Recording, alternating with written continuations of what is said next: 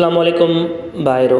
जीअं त असां सिंधी ग्रामर सिखूं पिया, उन में असां इसम खे कंप्लीट सिखियोसीं, ज़मीर खे पढ़ियोसीं, ज़मीर जो पहिरियों क़िस्म ज़मीर ख़ालिस खे सिखियोसीं। अॼु असां पढ़ंदासीं ज़मीर मौसूल छा आहे। ज़मीर मौसूल छा आहे त मौसूल लफ़्ज़ जी माना आहे मेलाप या मिलाइण।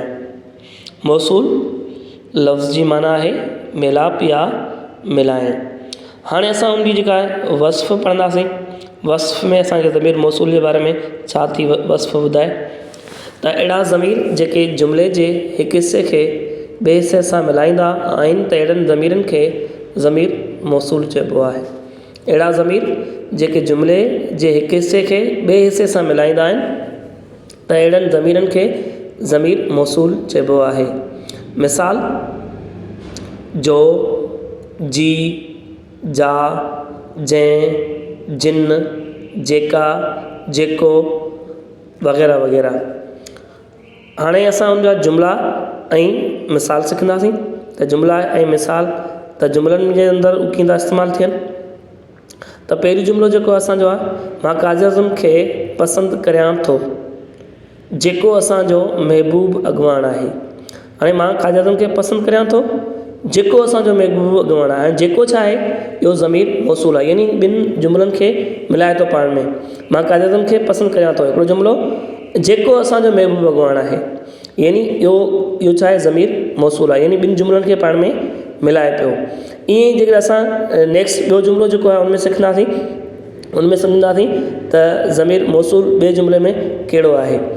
असां रांदि खेॾूं था, असां रांदि खेॾूं था, जंहिंखे अचिणो आहे सो अचे। असां रांदि खेॾूं था, जंहिंखे अचिणो आहे सो अचे।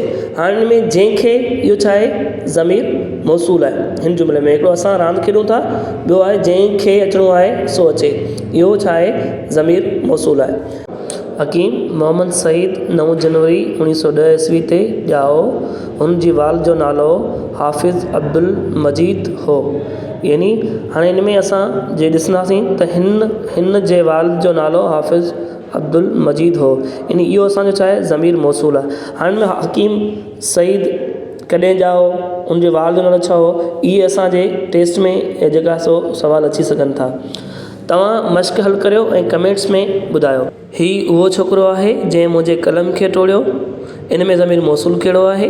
मिस्टर हफ़ीज़ जेको मुंहिंजो दोस्त आहे, MA में पहिरीं पोज़ीशन हासिलु कई, इन में ज़मीर मौसूल कहिड़ो आहे। साईं मिस्री साहब सां मुलाक़ात थी, जेको सखर वञी रहियो हो, इनमें ज़मीर मौसूल कहिड़ो आहे। ख़ुदा उन्हनि जी मदद कंदो जेके पंहिंजे मदद पाण कंदा आहिनि, इनमें ज़मीर मौसूल कहिड़ो आहे। ऐं इहे तव्हांखे ॻोल्हे ऐं मूंखे कमेंट्स में ॿुधाइणा आहिनि। इहे तव्हांजा 4 जुमिला थी विया। अञा 4 जुमिला तव्हांखे ॿुधायां थो। जेको माण्हू हिबकंदो आहे सो गुम थी वेंदो आहे, इनमें ज़मीर मौसूल कहिड़ो आहे। ही उहा छोकिरी आहे जंहिंखे मूं घर जो कमु कंदे ॾिठो हो, इन में ज़मीर मौसूल कहिड़ो आहे। ऐं असांजो जेको 7 नंबर जुमिलो आहे, काल जंहिंसां असां मुलाक़ात कई उहो मरी वियो आहे। ही उहे छोकिरा आहिनि जिन खे तो ॿुॾण खां बचायो। त हाणे ही जुमिला असांजा 8 कंप्लीट थिया, मुकमल थिया। हाणे हिन में तव्हां ॿुधायो त ज़मीर मौसूल कहिड़ा आहिनि, कमेंट्स में ज़रूरु ॿुधाइजो। ऐं अॼु जो असांजी जेका ही वीडियो कंप्लीट थी, ऐं नेक्स्ट वीडियो में असां ज़मीर जो ॿिए क़िस्म खे जेको सो डिटेल सां पढ़ंदासीं। ऐं उमेद तव्हांखे अॼु जी हिन वीडियो मां तमामु घणी कुझु नॉलेज मिली हूंदी। नेक्स्ट वीडियो में मिलंदासीं। अल्लाह हाफ़िज़।